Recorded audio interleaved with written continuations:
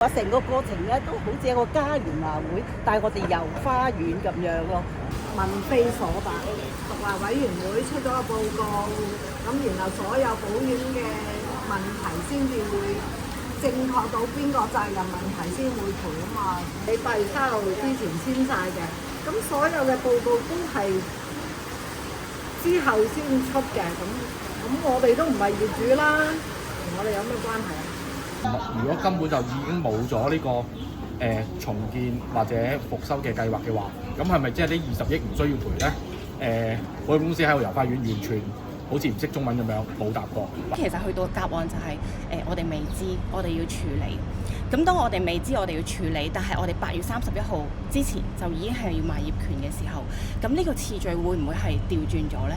而家呢，就係你先要我賣咗層樓，但係我唔知你咁多份保險，每一份你係賠幾多方案俾我呢？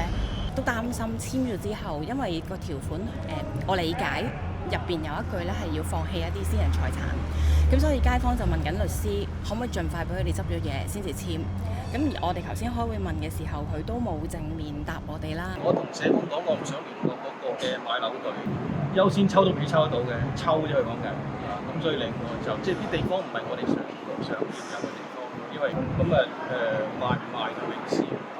最好佢就立法就要拆晒高遠咯咁樣啊，因為佢話立法㗎嘛咁樣，咁佢千祈唔好熟啦咁樣啊，即係咁叻。咁所以我覺得，即係如果立法對於成個香港嘅業權嘅地方私人樓宇都係好大嘅警號。